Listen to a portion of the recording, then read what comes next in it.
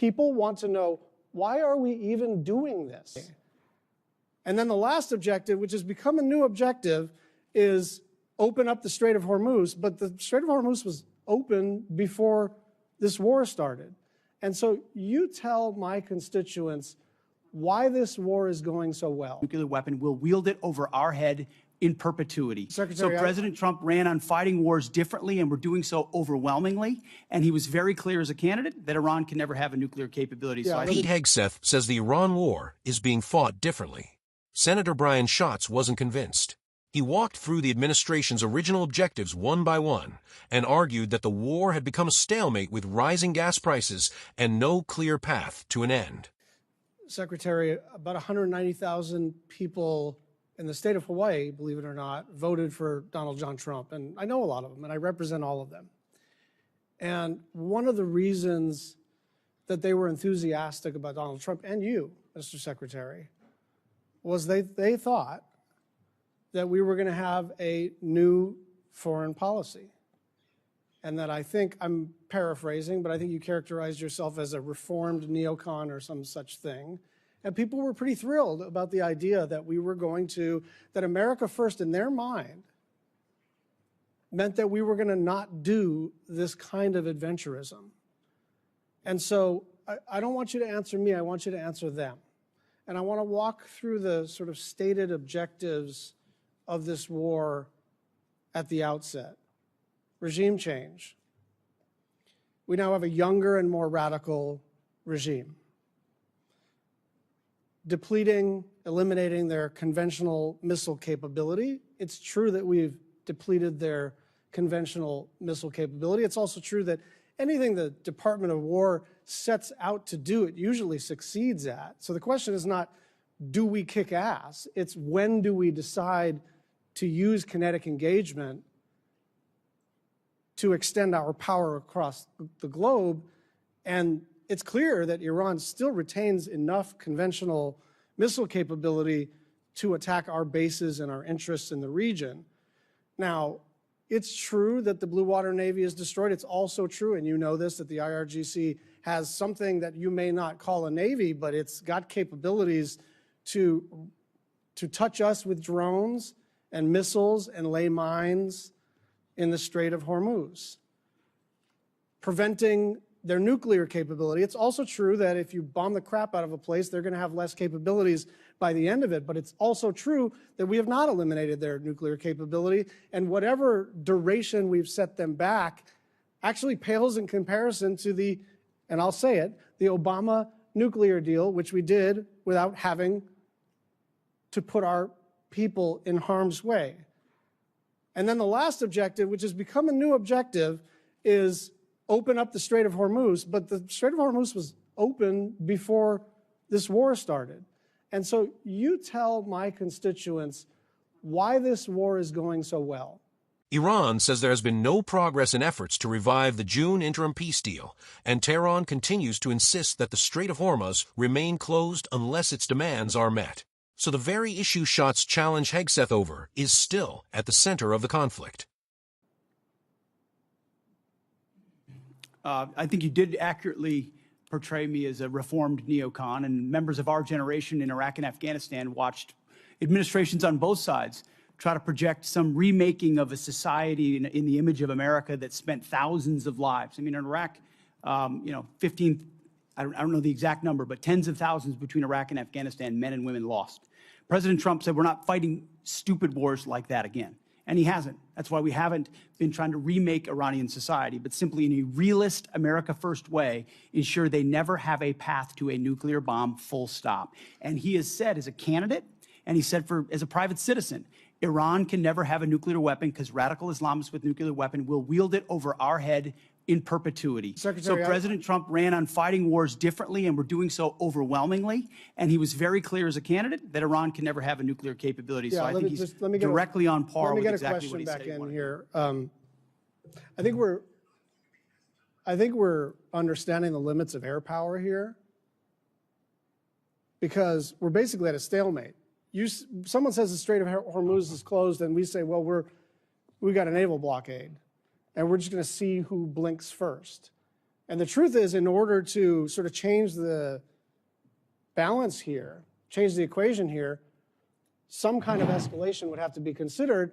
And if you're taking that off the table, then we are in a holding pattern. After the July hearing, tensions around Hormuz escalated again, with maritime traffic falling sharply. Lloyd's List reported that non-Iranian-linked ship transits dropped from 108 to just 25 in the week of July 13th to 19th, about a 90% year-over-year decline. The waterway, therefore, remained a major bottleneck rather than a problem that had been solved. And I go back to the original 5 objectives, and none of them have been met. Some of them have changed, but none of them have been met. And with gas at now 402, with the Brent crude hit 90 today, up from 70 2 weeks ago, gas up about $1 nationwide, about $1.50 in the state of Hawaii, people want to know, why are we even doing this? The Iran war remains unresolved. The latest reporting says U.S.-Iran efforts to revive an interim peace arrangement have stalled, with Tehran saying there has been no progress toward restoring the agreement. The dispute remains centered partly on the Strait of Hormuz. Washington wants the waterway reopened, while Iran says that depends on the United States meeting its conditions. Recent attacks and tensions around the Gulf and Red Sea have also kept pressure on global energy markets. The financial burden has also become a major issue since the July 21, 2026 Senate Appropriations Committee hearing. Defense Secretary Pete Hegseth told senators the war had already cost about $37.5 billion, while the administration was seeking $67.1 billion in additional funding specifically connected to the Iran conflict. At that same hearing, senators pressed Hegseth over whether the administration's original objectives had changed, particularly from destroying Iran's military capabilities to preventing a nuclear weapon and reopening the Strait of Hormuz. That is exactly why Senator Brian Schatz's questioning remains important. Schatz was not simply asking whether the United States had won individual battles. He was asking a much bigger question: what does victory actually mean? The administration has repeatedly emphasized overwhelming American military power. Hegseth argued that the United States had achieved major military effects against Iran, and that the central objective was preventing Tehran from ever obtaining a nuclear weapon. He also rejected the idea that this was another Iraq or Afghanistan-style nation-building war. But Schatz challenged the administration to explain how those military achievements translate into a lasting political outcome. That distinction matters.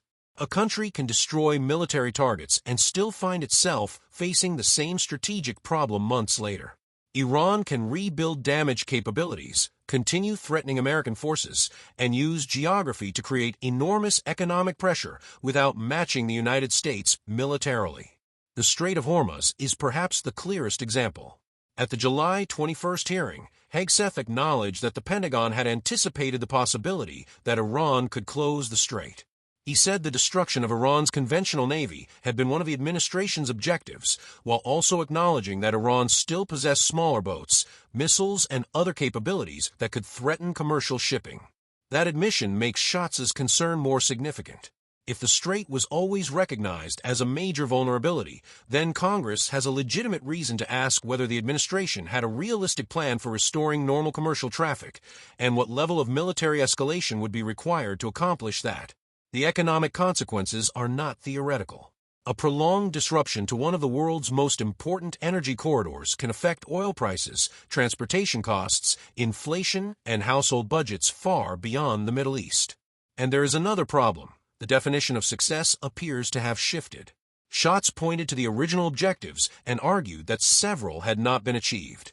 The administration's response has increasingly emphasized a narrower goal: preventing Iran from obtaining a nuclear weapon, while also making the reopening of Hormuz an important objective. That raises a difficult question for Congress. If the objective changed during the conflict, who authorized that change? And what happens if the new objective also proves difficult to achieve? The administration has a reasonable argument that preventing a nuclear-armed Iran is a legitimate national security priority. There's also a strong argument that military force can be necessary when diplomacy fails or when an adversary presents an unacceptable threat. But military force does not eliminate the need for an endgame. The July 21st hearing also showed the enormous price of continuing the operation.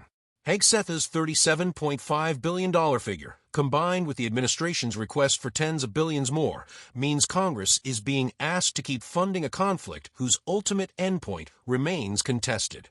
That is why Schatz's questioning went beyond politics.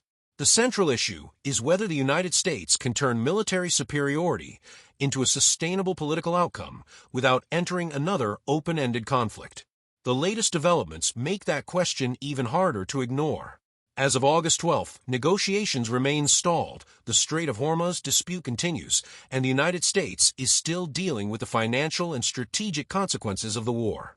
Schatz's warning was essentially this: winning militarily is not the same thing as ending a war successfully.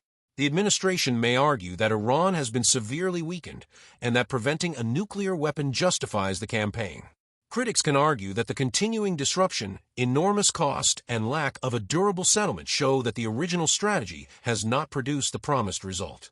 Ultimately, Americans deserve a clear answer about what success looks like, how much it will cost, and what conditions would allow U.S. forces to come home.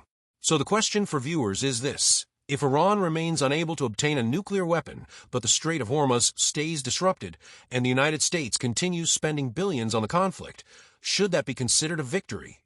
Or does America need a clear political settlement before this war can truly be called successful?